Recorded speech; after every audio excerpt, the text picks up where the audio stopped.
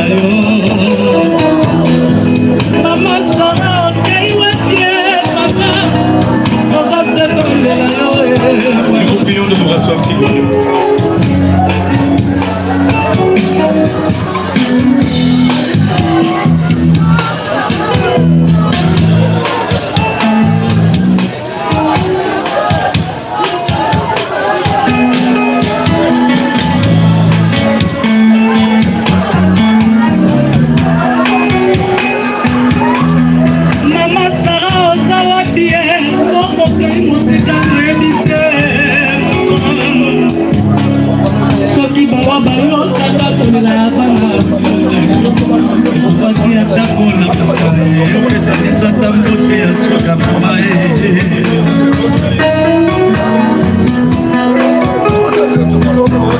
soki ezalaka lokola pokie ndenge masala yoki ndenge biso tokolela yo oza wapi mama mama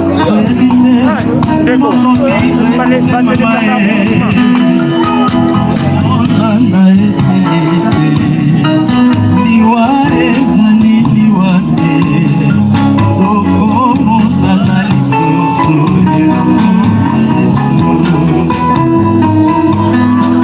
komonana esili te liwa ezali liwa te tokomonana lisusu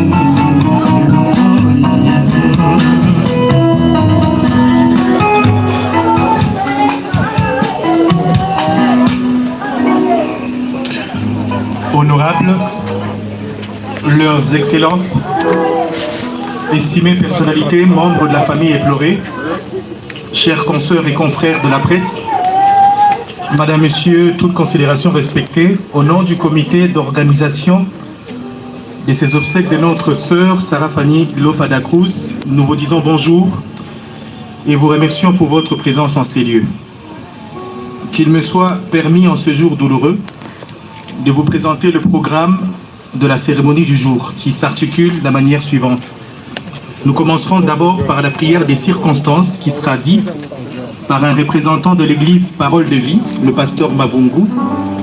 Juste après, nous suivrons l'oraison funèbre dite par notre frère de la défunte, Clark Fanny, et ainsi s'ouvrira par la suite la série des témoignages avec les amis, la famille, les collègues du lycée Bankanzi, les collègues de Digital Congo, les collègues de l'IFASIC, l'Institut facultaire des sciences de l'information et de la communication, ainsi que l'ASBEL Initiative Plus OLK. Nous assisterons par après au dépôt des gerbes de fleurs selon l'ordre qui nous sera énoncé. Et enfin, interviendra la levée du corps pour les nécropoles entre ciel et terre. Et au retour, un bain de consolation interviendra à la résidence familiale. Et avant le début de la soirée, ce sera le jet ou le lâcher des ballons d'air. Comme disent les Écritures saintes dans Psaume 23, du verset 1 au verset 3, « L'Éternel est mon berger, je ne manquerai de rien. Il me fait reposer dans les verts pâturages, il me dirige près des eaux paisibles, il restaure mon âme, il me conduit dans les sentiers de la justice à cause de son nom. » Je vous demanderai de prêter l'oreille attentive en ce moment au pasteur Mabungu qui va venir dire la prière des circonstances.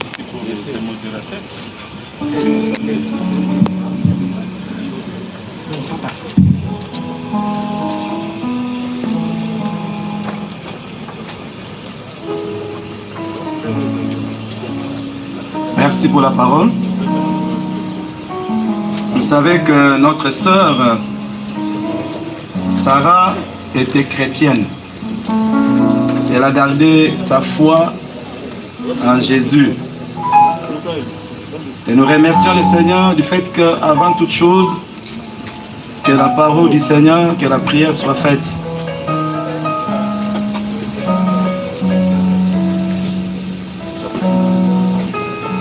La Bible dit dans Ecclésiaste, le chapitre 12, le deux derniers versets, le verset 13 et 14. Je vais essayer de lire avant la prière. Écoute la fin du discours. Car Dieu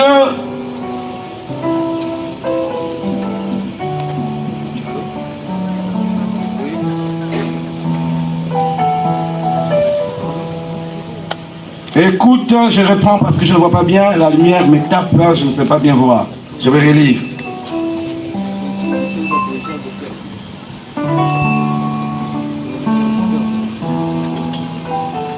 Écoute la voix la fin du discours et observe ses commandements. Car Dieu amènera tout homme au jugement. Celui qui parle ici, c'est Salomon, cet homme qui a été riche.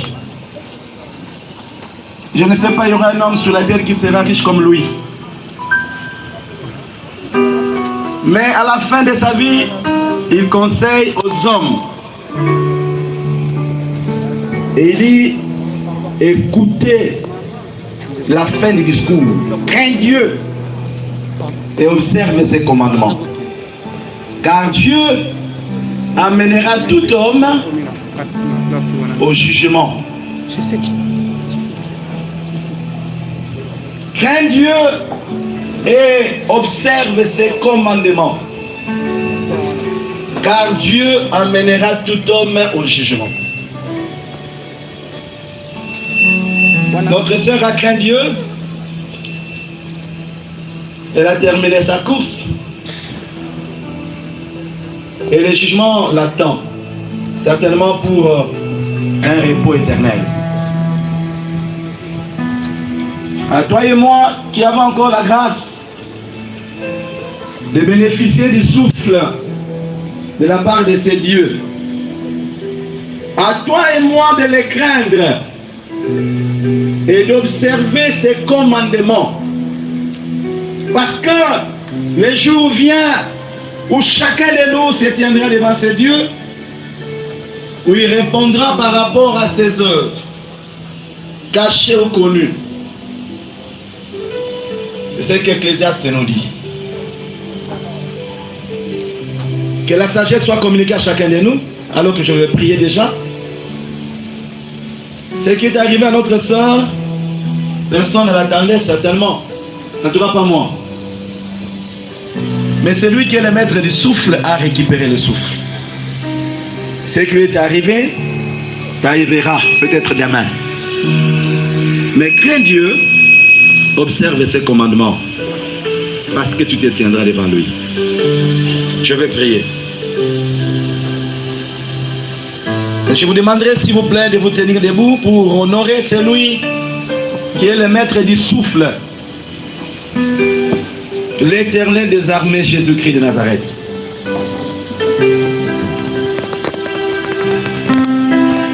Seigneur, je me présente devant toi et devant cette assemblée avec larmes au cœur, c'est vrai, parce que moi je ne m'attendais pas à pleurer Sarah aujourd'hui.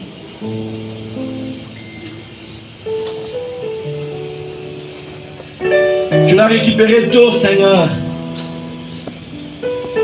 Mais qui est cet homme qui est en mesure de résister à ta volonté, Seigneur? Ô Éternel, quel est cet homme dans toute sa puissance, dans tout ce qu'il peut posséder, pour être en mesure de résister à ta dernière décision, celle de récupérer le souffle que tu renouvelais cependant chaque jour dans cette sœur, cette dame? Nous sommes consternés, c'est vrai, mais nous sommes aussi reconnaissants, toi, et nous nous humilions devant toi. Et nous voulons te respecter. Nous voulons nous incliner devant toi. À toi la gloire, à toi la louange, à toi les dieux qui dit aimant et la chose arrive. Lorsque tu décides, personne ne te résiste. Peu importe sa puissance, peu importe sa position, peu importe sa fonction, peu importe ses avoirs, peu importe son intelligence, peu importe sa carrière, lorsque tu décides de le récupérer, personne n'est en mesure de te dire ne fais pas ça. Tu le fais et tu n'as de compte à rendre à personne. Et donc nous te rendons grâce, nous te remercions.